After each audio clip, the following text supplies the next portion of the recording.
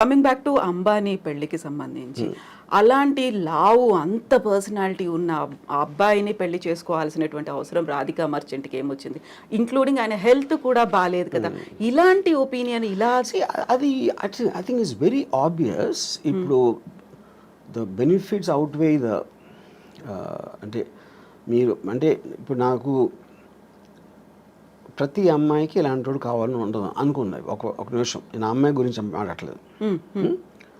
అది లేదు, కానీ ఇది ఉంది ఏదైతే దీనికన్నా బెటర్ అంటే you might compromise.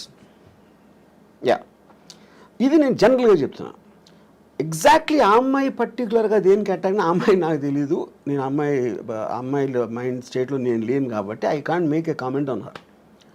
But if you want me to speculate on that, మీకు కావాల్సింది లేదు కానీ అతని దగ్గర వేరే ఉన్నాయి ఏదైతే అది కాంపెన్సేట్ చేస్తుందంటే చేస్తాం. ఇప్పుడు ఒక అమ్మాయి ఒక పెళ్ళిలో ఒక అమ్మాయి బాగాలేదు అనుకోండి, కానీ విపరీతమైన ఆస్తుంది. అప్పుడు అబ్బాయి ఏమనుకోవచ్చు, అమ్మాయి అందంగా లేదు కానీ అమ్మాయితో వచ్చిన ఆస్తి అమ్మాయి కన్నా అందంగా ఉంది, నాకు ఆ చాయిస్ లేదు.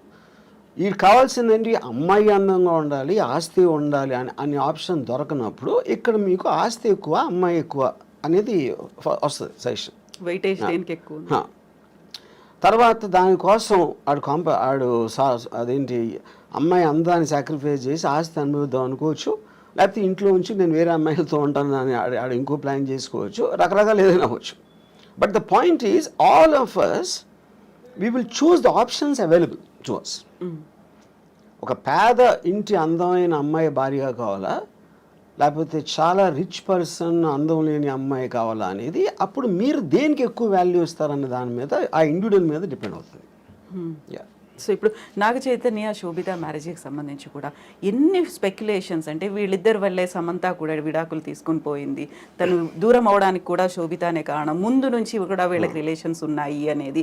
సో రెండు రకాల వాదనలు, ఒకవైపు నాగ చైతన్య గురించి మాట్లాడే వాళ్ళు సపోర్ట్ చేస్తూ, సమంత గురించి మాట్లాడే వాళ్ళు సపోర్ట్ చేస్తూ, ఇదంతా ఓన్లీ వాళ్ళ ఫ్రీడమ్. సో ఇప్పుడు వీళ్ళందరూ కూడా they doing it for entertainment. ఆ ఇష్యూ అనేది కేవలం ముగ్గురికి సంబంధించింది, Chaitanya, Samantha and of course Sobhita గారు. యూనో, బయట వాళ్ళు మాట్లాడితే అందరూ మాట్లాడతారు. పొద్దున్న లేస్తే మనం మాట్లాడకుండా ఏంటి చేసేది? కొంతమంది ఇండివిజువల్గా మాట్లాడచ్చు, కొంతమంది మీడియాలో మాట్లాడచ్చు, కొంతమంది ఇందాక చెప్పారు కదా ఆవిడ స్వామి, వాడేదో ఒక ప్రిడిక్షన్ ఇవ్వచ్చు, ఇలా రకరకాలు ఉంటారు. అదంతా కూడా సోషల్ ఎంటర్టైన్మెంట్. డైరెక్ట్లీ ఎఫెక్ట్ అయ్యే పీపుల్ ఆ ముగ్గురే. ఆ ముగ్గురు ఏమనుకుంటున్నారు మనకు తెలియనప్పుడు దాని మీద మీరు ఎంటర్టైన్మెంట్ కోసం చేయండి, మనకు సంబంధం లేదు. సో ఇప్పుడు నాగార్జున గారు మీకు చాలా క్లోజ్, పెళ్ళికి పిలిచారనుకోండి, వెళ్తారా?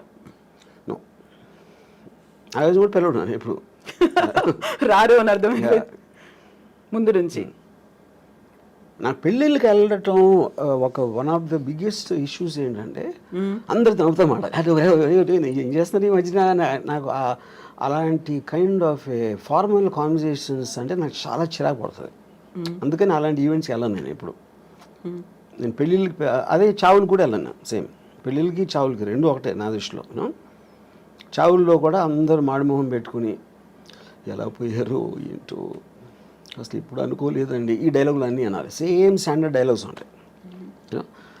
అందుకని ఈ రెండు పెళ్ళిళ్ళకి చావులకి ఎప్పుడు నేను వెళ్ళను. స్ట్రాంగ్ స్టేట్మెంట్ కదా. సాంగ్ అంటే నా ఫీలింగ్ అది. రెండు ఒకటే. చావు అంటే మీరు వేరే లోకం వెళ్ళిపోతున్నారు అనుకున్నాం, పెళ్ళి కూడా మీరు వేరే లోకంలోకి వెళ్ళిపోతున్నారు. సో పెళ్ళి చావు రెండు ఒకటే అనడం అనేది అంత ఈజీ కాదు కదా. ఈజీగా కష్టం కాదు కదా, అది నేను అనుకునే ట్రూత్. అది పెళ్ళి అనేది మీ ఫ్రీడమ్ కోల్పోయి ఒక జైలుకి వెళ్తున్నారు. ఇక్కడ కూడా మీ లైఫ్ బతికే ఫ్రీడమ్ కోల్పోయి చచ్చారు. ఆ రెండింటికి సిమిలారిటీ ఉందనేది నా బిలీఫ్. అది